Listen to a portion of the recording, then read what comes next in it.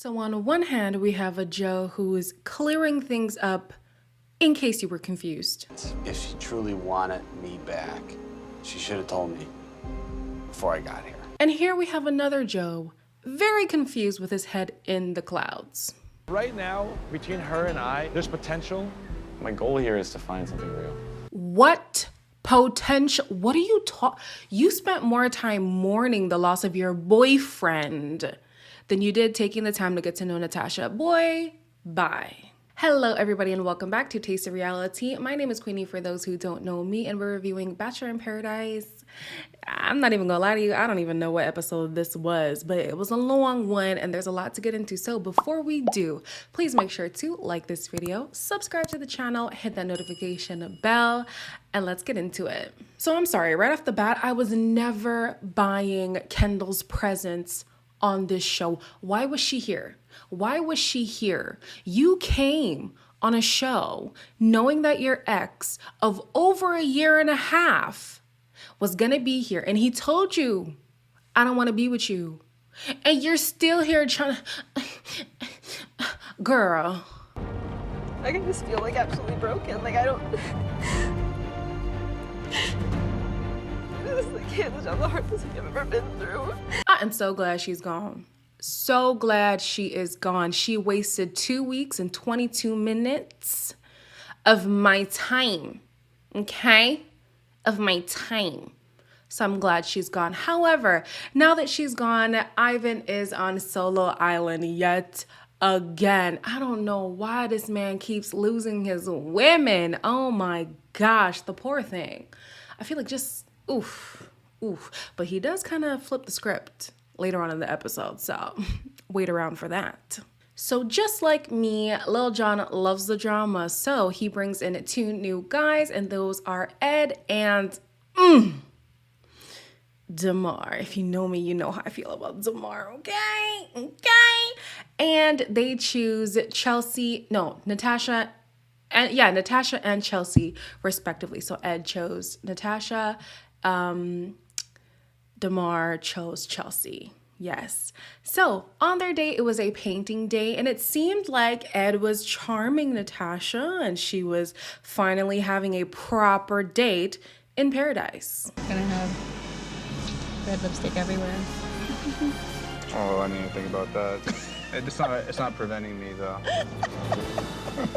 So the dates were clearly day and night, from the one she had with Joe and the one she's having here with Ed. Don't get it twisted. I do appreciate that she's having a fair chance now.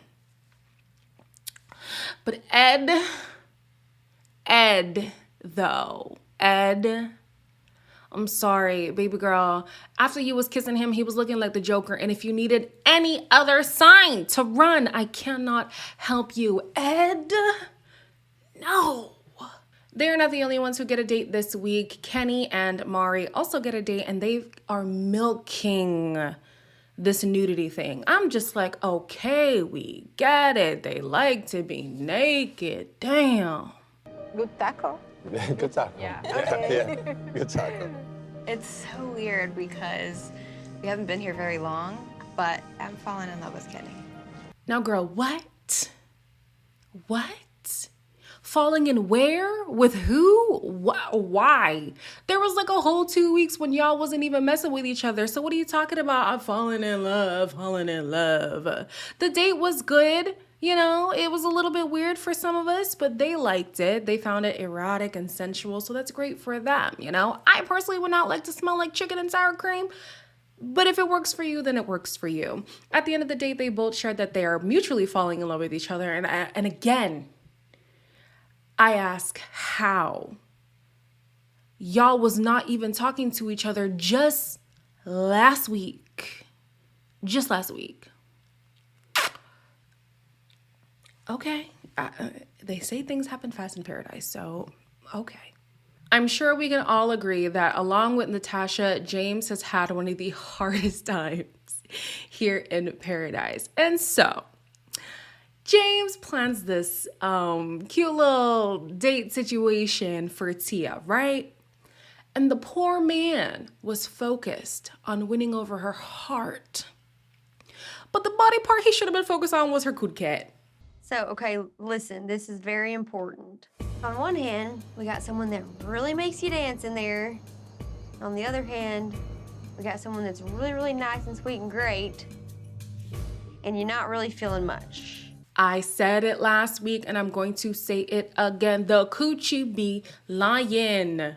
Do not listen solely to your vagina. She will tell you lies. She gets aroused on anything. Okay, not anything, but more than what you should actually be considering as a potential partner. And I say that, and I'm going to put a pin in it because I'm going to come back to it. So now here we are with Marissa, right? And Marissa feels like she's ready to get engaged to Riley. She's ready to get engaged with Riley. But baby girl, to be engaged with somebody, to want to spend your whole life with someone, the only way it truly works, if you subscribe to monogamy, is to not have your mind on someone else. So she's basically saying, I need more from him, which is valid. But she also has a little wandering eye for Damar, so I'm just like, okay. In her quest to get more from Riley, she does actually get it, and he opens up about why he's afraid to commit. It scares me a bit to know that even though he did everything in his power, he doesn't have a relationship with his children, me, my sister, or my younger brother, and he lost his wife.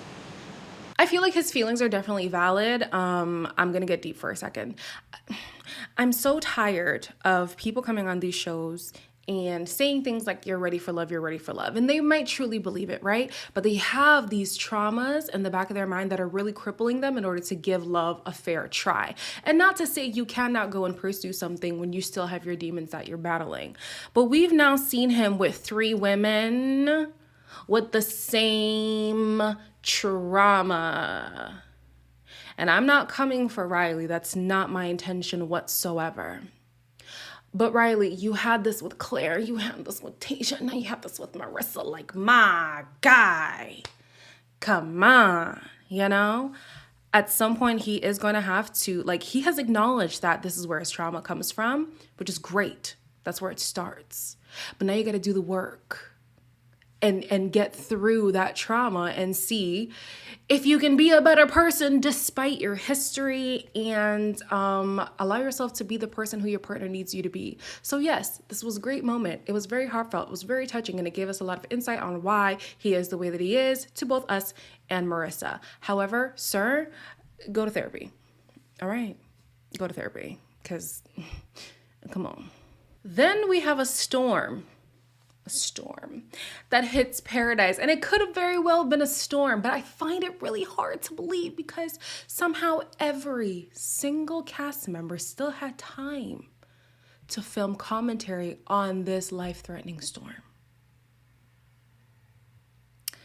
Okay, yeah. So anyways, the storm blows over,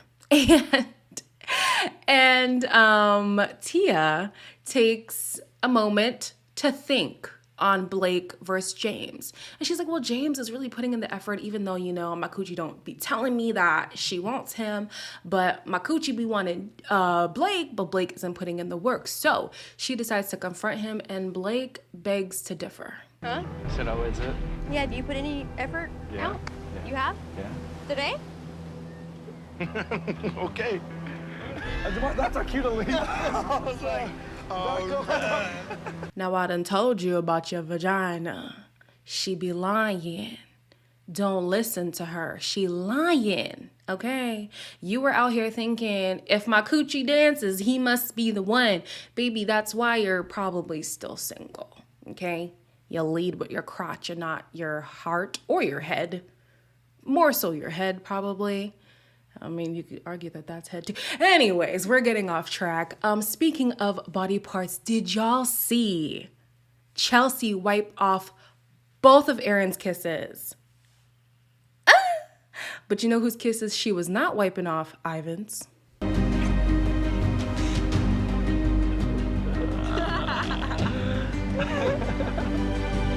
I mean, you knew Ivan was gonna leave it all out there. No more solo island for Ivan. Ivan said, what? Rose on the line. Potential with Chelsea. Oh, I'm in. And Aaron was not having it whatsoever, but baby, who cares? Okay, Aaron gets riled up by the smallest things. That man still has a chip on his shoulder over that big man. What's his name? Matthew? I don't know. The sexy guy. So I love to see Aaron riled up because anything literally riles him up. And the fact that it's Ivan is the villain in this story. I love it. We don't get to see the outcome of this fight until next week, which is going to be 3 hours. We might just have to do a live to talk about it after because 3 hours is excessive. So next week we are going to do a live after the episode. Come prepared with your notes, baby, and we're going to talk about it. But until then, please make sure to like, comment, share, and subscribe, and I'll see you in the next one.